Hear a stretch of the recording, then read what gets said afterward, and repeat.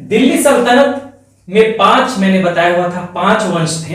हाँ, जिसमें पहला वंश गुलाम वंश, उसके बाद यानी स्लेव डायनेस्टी, फिर आप खिलजी वंश पे आएंगे, खिलजी वंश के बाद आप आएंगे तुगलक वंश, तुगलक वंश के बाद सैयद वंश और अंतिम वंश लोधी वंश। तो पहला वंश जो दिल्ली सल्तनत का होगा वो गुलाम वंश होगा और उसका एक महत्वपूर्ण पर्सनालिटी इल्तुतमिश है। देखिए इल्तुतमिश के बारे में हमने अब तक जो पढ़ा है, आप जानते हैं कि अब तक हमने क्या पढ़ा, पिछला वीडियो हमारा कुतुबुद्दीन ऐबक पे था, ठीक है, और हमने जो देखा कि 3 मुस्लिम इन्वेजन भारत पे होते हैं, 3 मुस्लिम इन्वेजन।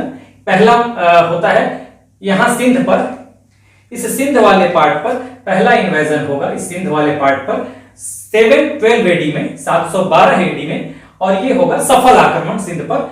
ये होगा आपका मोहम्मद बिन कासिम का, जो एक तरह से अरबों का आक्रमण था, ठीक है। भारत में उस समय सत्ता की स्थापना नहीं हो पाती, मुस्लिम रूल की स्थापना नहीं हो पाती। दूसरा फिर होता है 1000 एडी से लेकर आपका 1027 एडी तक दूसरे आक्रमण के तहत बेसिकली ये तुर्क आक्रमण है। तो ये होता है गजनी से, ये अफगानिस्तान वाला जो पार्ट है गजनी, यहां से होता है महमूद गजनवी का, ठीक है।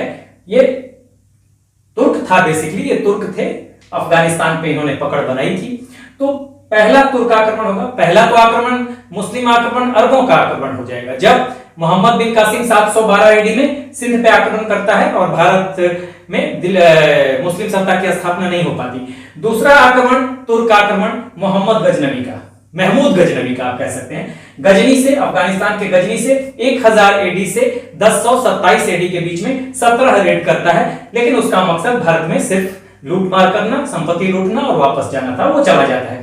फिर एक और मुस्लिम इन्वेजन होता है और ये भी तुर्क है। तीसरा मुस्लिम इन्वेजन, ये भी तुर्क आक्रमण है, जो कि होगा मोहम्मद गोरी का, और ये भी अफगानिस्तान वाले पार्ट से ही होगा, गोर और गजनी से, ठीक है।